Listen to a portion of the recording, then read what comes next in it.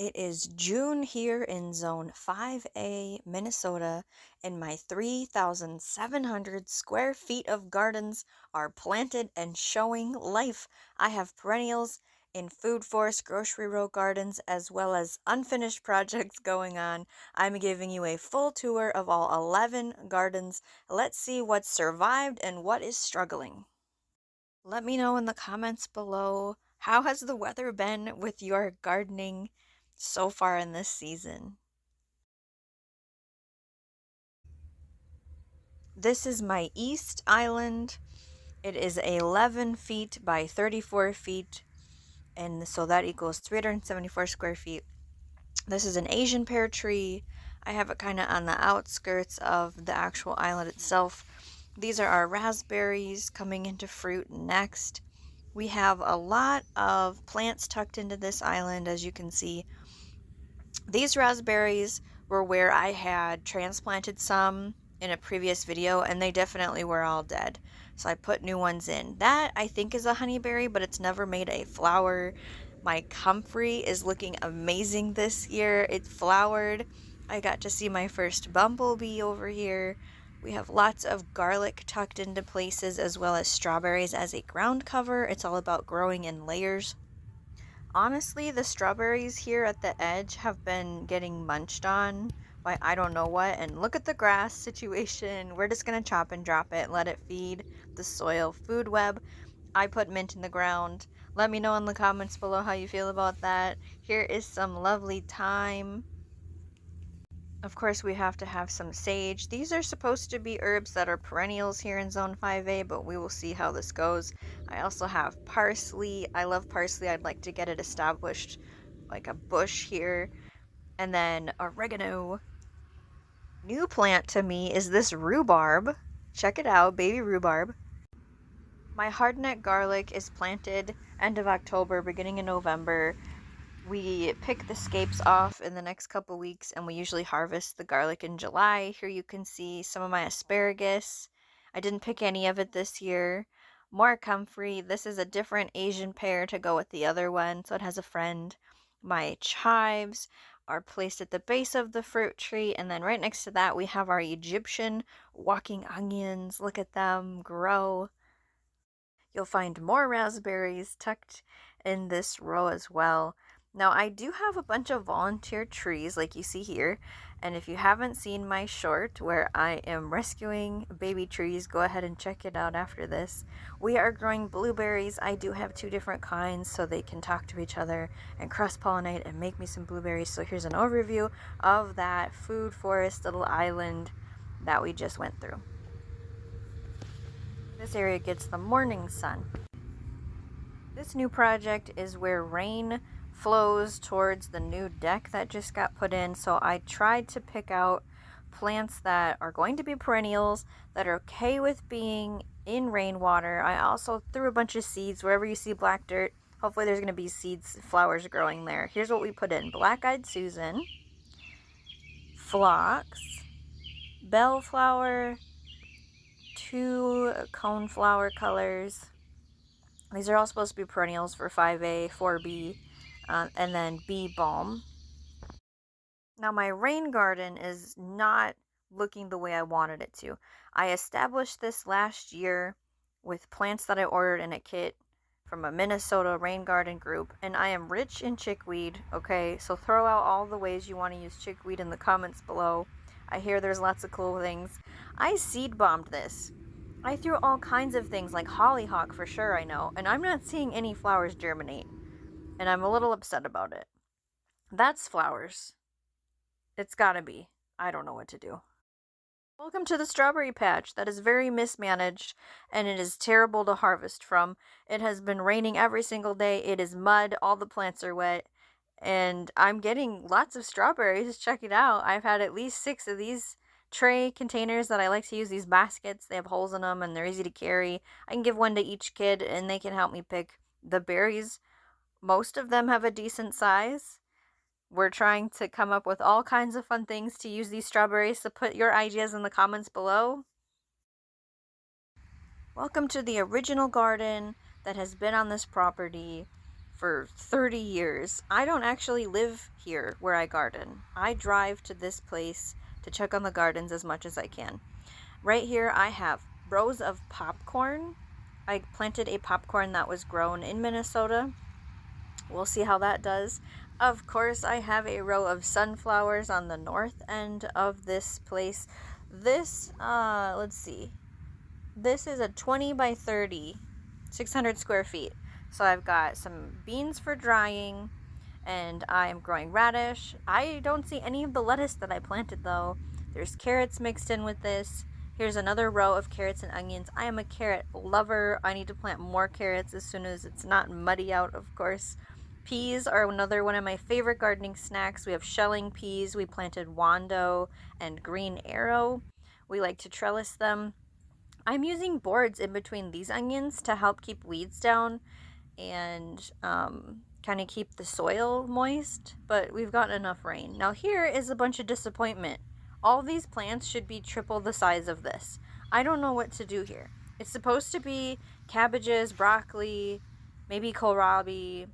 I'm not even sure what I put in here, but they seem stunted to me. So what should I be planting in the end of June, beginning of July in this space? Because I don't know. Should I just fertilize? What should I do? Let me know in the comments below. The nasturtiums are growing. That's great.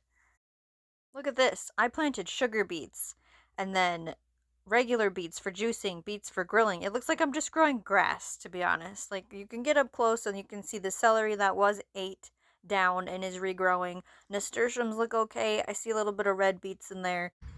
Welcome to the Butterfly Memorial Garden for my mother. This is a 14 by 14 feet space. We have all kinds of fun goodies inside of this bed. It is supposed to be plants that attract butterflies. So what you see here are gladiolas. The reason for this is for my great grandmother. It was one of her favorite flowers. We have tulips that are not in bloom anymore. They're done for this season, but it was so nice to have them in the spring. Here is the wonderful walnut bench from a tree harvested in my grandfather's woods with a sawmill from my uncle, and my father did all of the finishing and sealing and put this entire bench together. We did order the feet you see, and they're made in the USA, and attached them to the bench. This bench faces west, so you can watch the sunset every single night, which is what my mother always did. Again, this is the memorial garden for her. We have different types of plants that, again, are supposed to attract butterflies. These were all planted last year, and it feels so good when something that's supposed to be a perennial survives your crazy winter, because we didn't get a lot of snow, and it comes back. We are obviously growing this space because there's a lot of bare spots. I threw a bunch of different seeds, so make sure you're subscribed to see the future garden tours of what this is going to look like throughout the summer. This is a new plant right there, some kind of hydrangea. Those lilies came from her original home that actually burned down, and so we saved them and we planted them there. Here are the flowers the plants that are currently in the garden that we planted last year and came back. They're wonderful. This is a green apple tree, and I want you fruit tree experts to hit me up in the comment section. What do I need to be doing? To me, these leaves are telling me something. They're communicating with me that they need something. What would you do? Here is our west island. It is 18 by 32 feet. This is in full sun all afternoon. It gets very hot in this bed. So we have things like squash, winter squash, summer squash. Here's the comfrey. We did plant some onions that were sprouting, and I'm going to see if they make a flower or make some seeds, and I'll save the seeds and plant them next year, hopefully. We do have garlic over here as well. This is an eggplant. I've never grown an eggplant or ate an eggplant, so that's fun. This is another apple tree. Near my trees, I like to have comfrey and chives growing, as you can see here. There's going to be all kinds of fun little, is it a weed? Is it a plant? I'm not sure. There's onions. I have potatoes over in this space as well. These onions look great compared to the ones in that other bed that you saw. These look way bigger. I think this is bok choy. Of course, something's been chewing on it. I'm planning on taking my comfrey and cutting it and dividing it and planting more of it actually. And here we have our lettuce, grow your own greens. I did plant ground cherries, but the plants look terrible. They came from not normal place that I buy them. I did not grow my own. We'll see how they go. There's all kinds of pumpkins and things in here. Look at this tomato. Is that even gonna make it? I mean, really? There's some more comfrey and chives, and of course, it's next to a wonderful fruit tree. This is another different apple tree. So I don't have anything labeled as far as what's what. I like it to be a surprise when it produces its fruit, but it's just a mix of all different kinds of pumpkins or squash everywhere all about this spot, because this is that full sun area. This tree doesn't look so good. Again, fruit tree people, tell me what to do, because this looks sick. Like, sad, not healthy. I need to know how to fix it. Is it just as simple as brewing up some compost tea and applying it? It was a plum tree, I'm pretty sure. Look at this tomato. There's no way that's gonna make it. Like, shouldn't I just pull it out now? I mean, that's toast, don't you think? It does not like it here at all. We have more tomatoes, just in a different area. Those are all the extra ones, and I couldn't just throw them on the compost, but now they're kind of turning into compost anyways. Here's a fruit cocktail tree. So it's a mixture of peach, nectarine, and another one. I can't remember. It might be plum. Here's the really healthy looking potatoes. I planted a couple of rows every 2 weeks, so they're kind of on a different harvest timeline. This has a lot of bare spots. You see that? That's because we have a package coming of all kinds of perennials, so subscribe to see the unboxing in the future. Campfire Rose has survived the winter. Look at that. This makes me want to buy another bush rose that survives zone 4B, 5A. This is a special plant. It was the Jack and the Beanstalk plant. That's what that was. This is a hydrangea that really struggled last year, and these are some more beans for drying. They are growing up a secret project. Stay tuned. Subscribe to see what this is in the future. Here's another row of peas because I need a whole field, let's be honest. But I have cucumbers growing next to them with them on the same spot. There's some celery, and I have dill all along this. I love trying to grow a bunch of stuff together. See, these tomatoes look better, right? These tomatoes are in a space that we just started growing in. It is 20 by 24 feet. I have cow peas and carrots planted alongside them. Hopefully some flowers come up. We'll see which ones I planted in the future. There's some more celery. This is where I had the cover crops in the winter.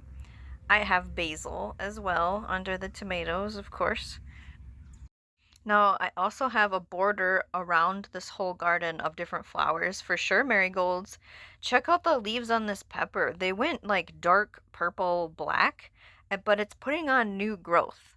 So I stressed it out entirely, apparently, but it's going to give me fruit. So we're going to go with it. I planted 30 pepper plants total, and there is a mixed variety as far as one's for sweet, one's for frying, one's for spicy situations, some for grilling, smoking, drying. We're gonna hopefully get a big pepper harvest this year. I also threw out a bunch of other seeds, like here's a fava bean.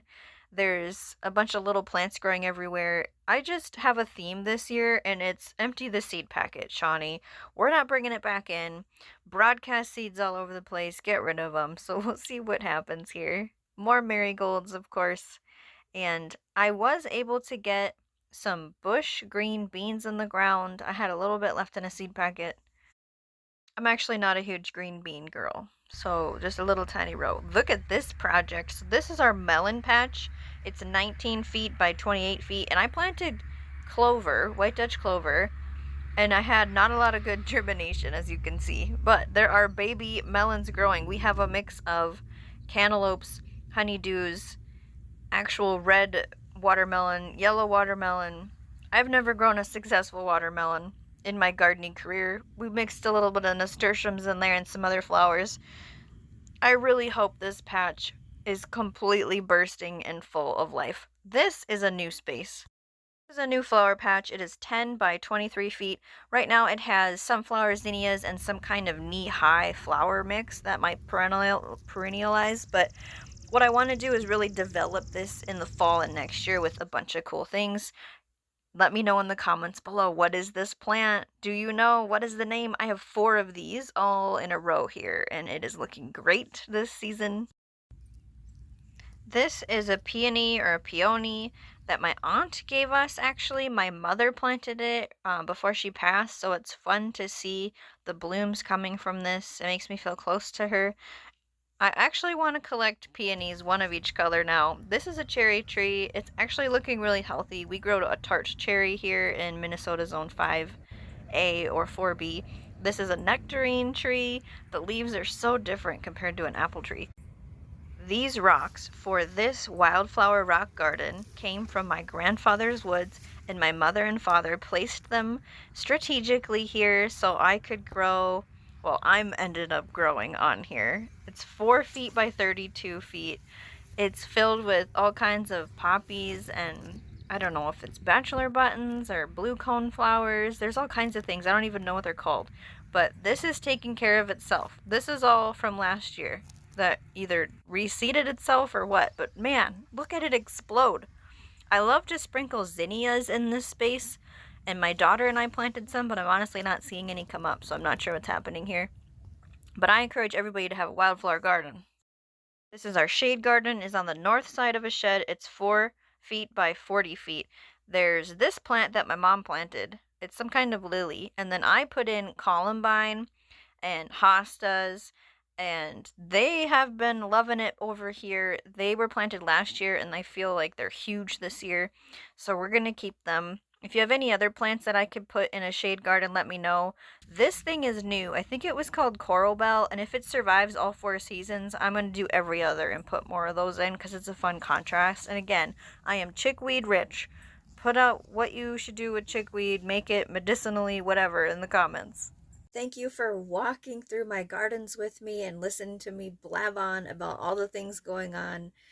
I hope you subscribe to see our future unboxing of some perennials that I have getting delivered next week. We also have weekly educational gardening live streams and monthly garden tours. I'll see you next time.